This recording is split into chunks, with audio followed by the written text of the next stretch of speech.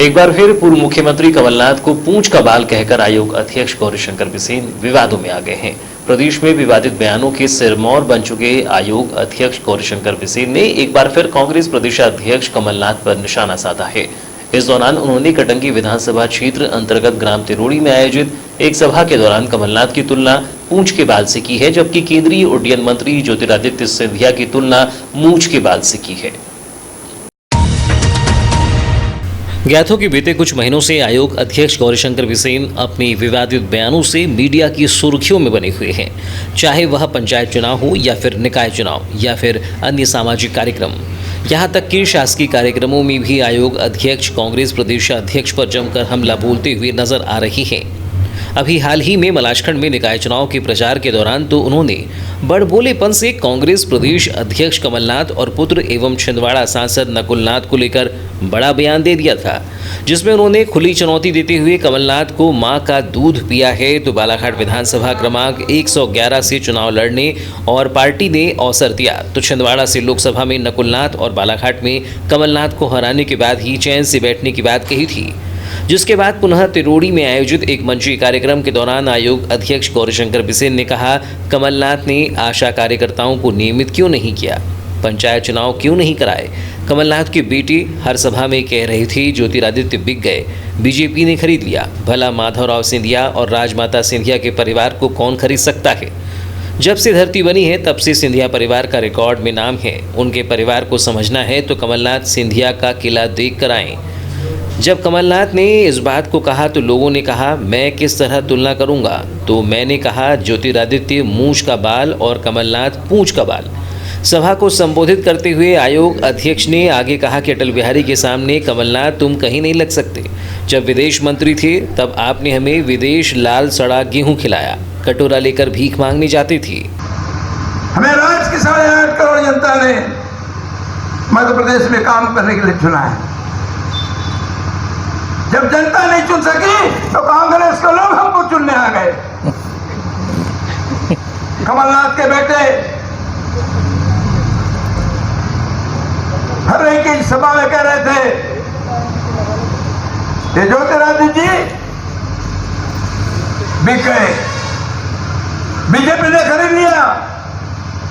मैं आपसे पूछना चाहता हूं, सम्मानी माधवराव सिंधिया और परम सम्मानी राजमाता जी सिंधिया के परिवार को कौन खरीद सकता है। अरे जिनका पुश्तैनी रिकॉर्ड हो, जब से धरती बनी है तब से सिंधिया परिवार का नाम है। और कमलनाथ नहीं देखे होगे तो सिंधिया का किला जाके देखे आओ। जब कमलनाथ ने इस बात को कहा तो मैंने कहा मैं दोनों नेताओं की इस तरह से तुलना करूंगा, कहा ज्योतिरादित्य मूंछ का बाल और का कमलनाथ पूंछ का बाल।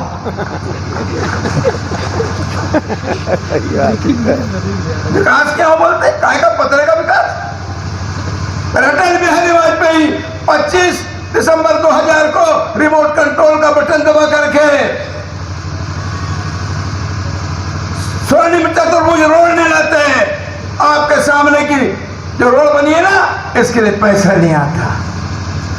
अटल जी का नाम लो, गांव में डामर की काली सड़कें और सीमेंट की सफेद सड़कें बना दिया। उस अटल बिहारी वाजपेयी के सामने कमलनाथ तुम कहीं नहीं रख सकते। आपने तो जब विदेश वाणिज्य व्यापार मंत्री थे तो विदेश से लाल और सड़ा गेहूं लाके हमको खिलाया हो। लाल गेहूं क्या आपने पैदा किया था? क्या करेंगी तिरोड़ी के किसानों ने, मध्य प्रदेश के किसानों ने, हरियाणा और हमारे पंजाब के किसानों ने, उत्तर प्रदेश के किसानों ने पैदा किया था, हिंदुस्तान के किसानों ने पैदा किया था। तुम तो कटोरा लेके भीख मांगने जाते थे। इसके अलावा आयोग अध्यक्ष सभा के माध्यम से पूर्व प्रधानमंत्री इंदिरा गांधी के द्वारा लगाए गए आपातकाल पर भी जमकर हमला बोलते हुए कहा कि इंदिरा गांधी के द्वारा बाबा साहेब आम्बेडकर के लोकतंत्र का गला घोटने का कार्य किया है और बेगुनाह लोगों को जेल में भेजने का कार्य किया है। श्रीमती इंदिरा गांधी जी ने 1977 में आपातकाल लगाया। क्यों लगाया? 5 साल के कार्यकाल को 6 साल करने के लिए। ये बात अलग है कि अभी कोरोना की महामारी थी, उसमें कौन सी महामारी थी? किस राष्ट्र ने युद्ध लड़ा था? कौन सी महामारी आई थी? कौन सी बीमारी आई थी? हैजा आया था? तपेदिक आया था? कोरोना आया था? क्यों कार्यकाल को 5 साल 6 साल करना चाहती थी?